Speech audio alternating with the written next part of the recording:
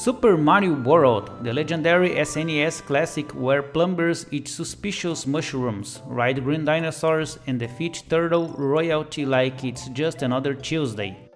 The game is colorful, it's chaotic, and it gave us some of the most memorable boss fights of the 16 era. Today we're going through every single boss in the game, one by one, in the exact order players encounter them.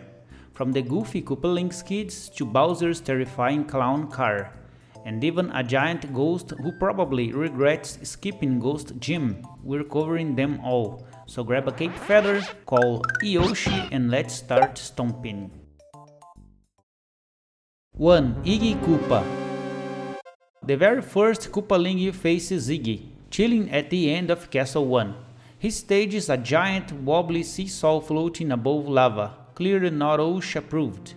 Your job is simple, stomp Iggy on the head until he falls into the hot tub of doom. The challenge is that he moves around like a toddler full of sugar, while tossing fireballs that keep you on edge. The platform tilts wildly, making it feel less like a boss fight and more like Mario signed up for a questionable carnival ride. Number 2. Morton Koopa Jr. Next comes Morton, the big grumpy one. Morton doesn't waste time with tricks. He just charges right at Mario like a linebacker who's late for dinner. He also does big stomps that shake the ground, stunning Mario in place. 3 jumps on the head and Morton is done. Honestly, this fight feels less like a dramatic castle showdown and more like you're trying to avoid being hugged by an angry sumo wrestler. Number 3. Big Boo Donut Secret House. Before we continue the Koopaling parade, Mario has the option to face one of the spookiest bosses in the game, the Big Boo. This guy is basically a normal Boo who ate too many ghost cheeseburgers. He's huge, he's scary, and he shakes up half the screen.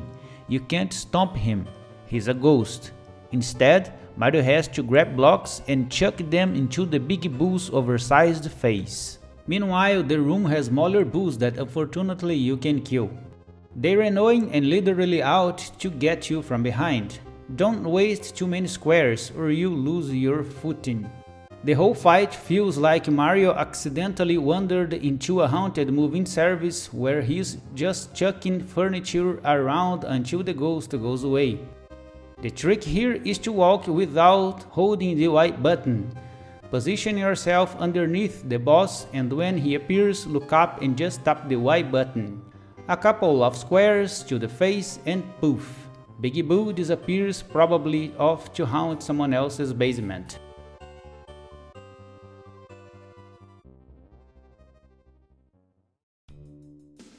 4. Lemmy Koopa. Now we're back to the Koopalings and up next is Lemmy the family clown.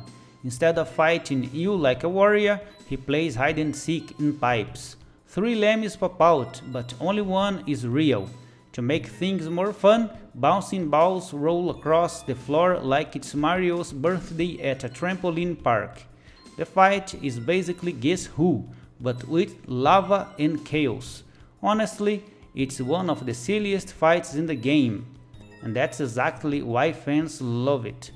Tip: to know which pipe the real one will appear in, just pay close attention underneath the pipes. For a brief moment, you can see his feet.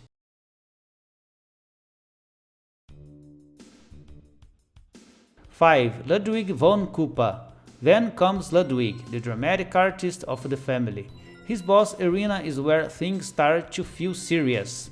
Ludwig shoots fireballs, leaps high into the air, and then slams down with ground pounds that make the floor quake. He's like the rock star of the Koopalings, except instead of smashing guitars, he smashes the floor. Some fans say Ludwig is the toughest Koopaling, but let's be real, half of the difficulty is trying not to laugh at his Elvis meets Beethoven hairstyle. 6. Roy Koopa. Next is Roy, the big tough bouncer of the group. His fights like Morton's but scarier, because you need to fight him in a small space as time goes by. That's right, not only is Roy trying to stomp Mario, but the entire room is turning into a deadly trash compactor. If you don't beat him fast enough, Mario ends up flatter than a pancake at an all-you-can-eat breakfast buffet. Roy clearly just likes fighting in unsafe buildings with poor architecture. Tip: you can use the fire flower to damage him, and you don't have to wait for him to climb the wall to stomp him again.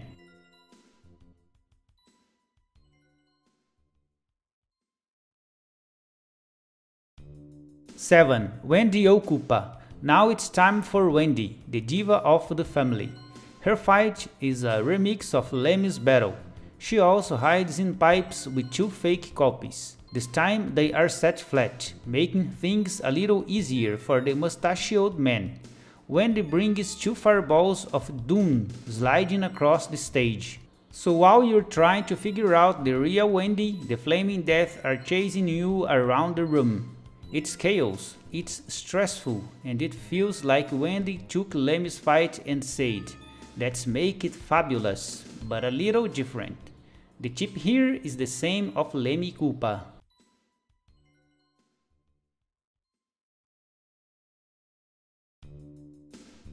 8. Larry Koopa. The last Koopaling is Larry. Poor Larry. He's the youngest and his fight is basically a recycled copy of Iggy's from the beginning. Same tilting platform, same lava pit. It's not very original, but it makes sense. Larry's the last test before Bowser. He's like the warm-up act before the main concert. And once you stop him, the big show begins. He's a bit more difficult than the first because he now has two fireballs to get in your way. Tip: use the fire flower and defeat him without having to leave your spot. 9. Reznor. But let's not forget about the fortress bosses, the Reznors. These guys are Triceratops, who spin around on platforms above lava, spitting fireballs like angry sprinklers. To beat them, Mario has to knock out the platforms from below while dodging flames and trying not to fall. And as you defeat them, the platforms spin faster and the bridge starts collapsing. Fighting Reznor feels like trying to stay balanced on a playground merry-go-round while kids throw dodgeballs at your head.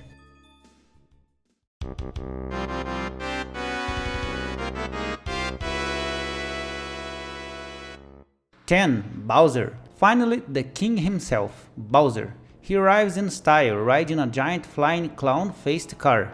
It's terrifying and hilarious at the same time, like if a birthday party balloon turned evil. Bowser drops Mecha Koopas onto the battlefield, and Mario has to pick them up and throw them back into the clown car. As the fight goes on, Bowser ups the chaos with giant balls and swooping attacks. Meanwhile, Princess Peach occasionally peeks out of the clown car like, "Hey Mario, do all the hard work," before tossing down a mushroom for moral support. "Thanks Peach, real helpful." After a long battle, Bowser finally takes too many hits. His clown mobile crashes dramatically, and Peach returns to Dinosaur Land. Until the next game, of course.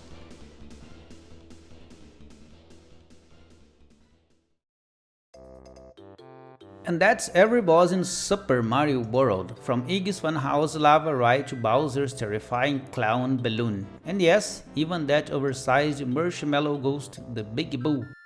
This game kept things fresh, funny and unforgettable. The bosses weren't super hard, but they had style, personality, and just enough weirdness to keep you smiling. Even today, more than 30 years later, these fights are some of the most iconic in Mario history. So the next time you stomp a Koopa, remember, somewhere out there a Boo is watching and probably plotting to steal your furniture.